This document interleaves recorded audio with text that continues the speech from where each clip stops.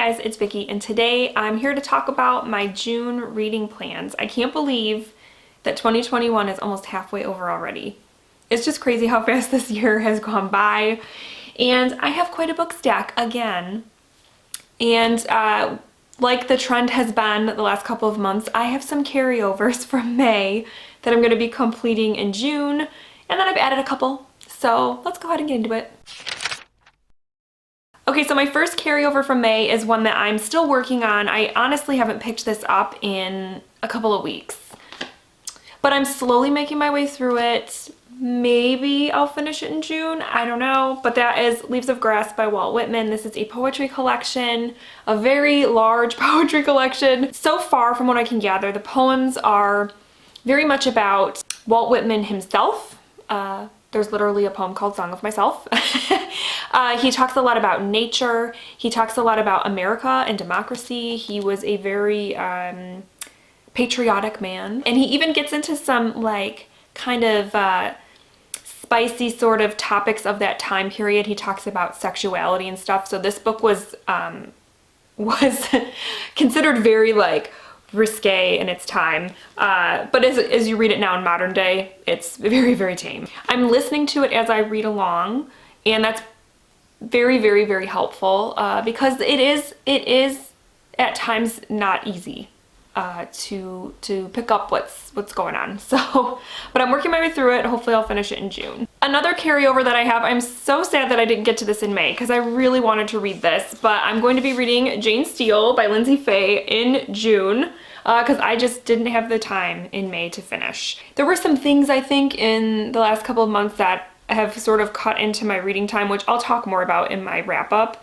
But yeah, my reading has slowed down a little bit, and so I think that's why I'm not getting to everything on my TBRs. But it's okay. So this was one of them that I did not get to. And this is a retelling of Jane Eyre, in which Jane is a serial killer. And it's told in the same way that Jane Eyre is told, where she's telling you her life story, starting from when she's a child. And it's actually very meta, because I did read the first chapter of this in my Try a Chapter vlog, so I got a little bit of a sense of what the book was.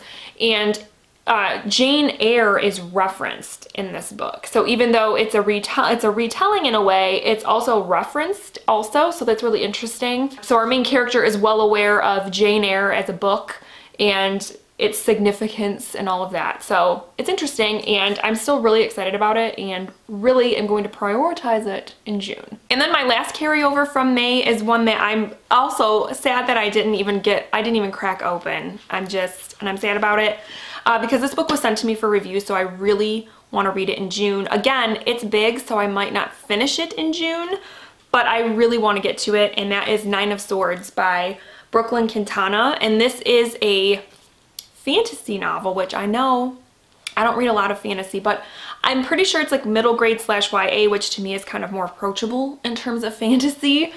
In this one, I agreed to take it and review it, like I said in my TBR last month, because it deals with a young man who is going to a magical school to become a soldier, I believe. And so it has like magical element, which I really like. And then it has that kind of academia school element, which I also like. So yeah, there's that whole thing, and then it has like mermaids and magical forests and all that cool stuff. So it's big. It's like 700 pages. And from what I understand, this is going to be the first book in a series. So yeah, I'm really excited to finally dive into this and to let you guys know what I thought of it. Okay, so then the next 4 books on my TBR are new books for the month of June. The first one is The Magicians Nephew by C.S. Lewis. This is the next book in the Chronicles of Narnia. I'm reading it in publication order, so I think I've said that every time I've mentioned these books. So this one is the sixth book, right? Yes, the 6th book if you're reading it in publication order, but if you're reading it chronologically, this is the first book. So this takes place way before even The Lion, the Witch, and the Wardrobe. So this is a total like flashback sort of story. So I'm kind of excited. It's when it kind of takes place when Narnia was beginning, I believe. So yeah, I'm excited to see what it's all about and to kind of get a new take on Narnia. Next up, we have the June pick for the Random Reads Book Club over on Goodreads that Bobby and I run. And for June, we chose Kings of the Wild by Nicholas Ames. This is a fantasy book, you guys. I am reading a fantasy book. What? I know.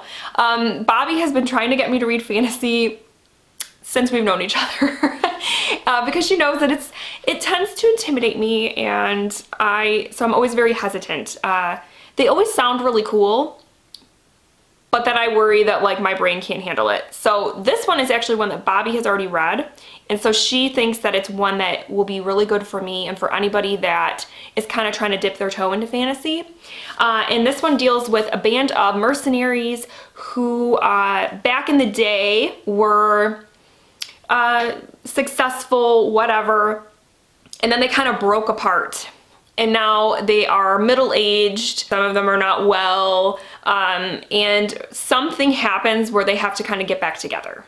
They gotta, like, we're bringing the band back together. And they have to get back together to do something. And so she said that it has, like, the fantasy elements, you know, for people that are new to the genre. But it has some comedic elements and things like that. And so there's adventure and all that. And I think I'm gonna like it. I'm excited to try it out with everybody and to discuss it in the group. So if you are interested in joining us in June, I have the Random Reads link down below if you want to join us. It should be a good time. Okay, my next June read is for the Buzzword Reading Challenge, and this month's buzzword is names and titles. So the book title has to have, you know, a name or a title in it, duh. So I decided I'm going to read Geralds Game by Stephen King. This is my next Stephen King book as I'm trying to read them in order. So this is perfect for this challenge, and it suits my Stephen King read through. And this one is about a woman who, I don't know if it tells, okay, her name is Jessie. She's married to a guy named Gerald, and they've been married a while. Their marriage is kind of, I don't know if it's on the rocks or whatever, but they've kind of lost the fire, the passion. So they get a cabin out in the middle of nowhere, something like that, to go and try to kind of, you know, relight that fire. And Gerald, during their little weekend, he handcuffs Jessie to the bed. Things are getting intimate, and then Gerald has a heart attack, I believe, and dies on the floor. And Jessie is left handcuffed to the bed in the middle of nowhere with her husband dead on the floor. And what is she gonna do? I don't know. That sounds terrifying to be trapped in a situation like that.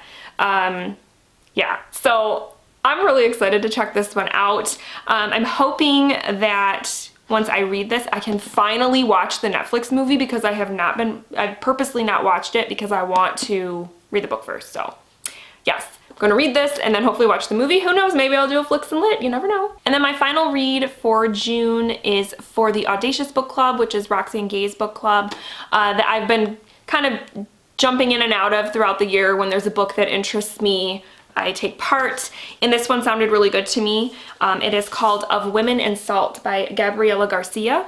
And this is a sort of generational sort of story about three women. Jeanette it takes place in Miami, and she is battling addiction and is having issues with her mother Carmen. They've always had sort of a strained relationship, so it deals with them, but then it also deals with Carmen's mother. I don't know if it says what her name is. I'm not sure. But it also deals with Carmen's mother. So you have this generation of women and the struggles that they have faced. So this deals with issues of immigration and things, because it takes you from Miami to Cuba, and I believe also to Mexico, and kind of takes you through time to see how things in these women's lives have affected them, their relationships. And this also touches on motherhood, which of course interests me as a mom. And I think when I hauled this book, I read you guys a little quote from the blurb that kind of sold me on this book and had me really wanting to read it. And the quote is, I'm gonna read it again. So the quote is, I have to find it. Okay, a haunting meditation on the choices of mothers, the legacy of the memories they carry, and the tenacity of women who choose to tell their stories despite those who wish to silence them. So, this is a little book, but I feel like it's gonna pack a punch. It's gonna be really good, and I'm really excited to check it out in June. Okay guys, so those are my reading plans for June. It's a big stack. I feel like the last couple months my TBRs have been large, and I have not been able to read everything. So I really hope that doesn't happen this month. I know I probably won't finish Nine of Swords in June, but if I can at least get it started, that would be fantastic. So yeah, I really want to complete all of my books this month. It's just been a slow go lately with the reading. And like I said, I'll get into that more, I think, in my wrap up, because I think I know why that's been happening. So let me know down below what you guys are planning to read in June. I would love to hear what everybody is reading. How are you kicking off your summer? Because yeah, guys, summer is happening. It's upon us. It's here. I'm excited. And I would love to hear what everybody's planning to read. So that's all I have for today, guys. I hope you're having a wonderful week, and I will talk with you soon. Thank you so much for watching.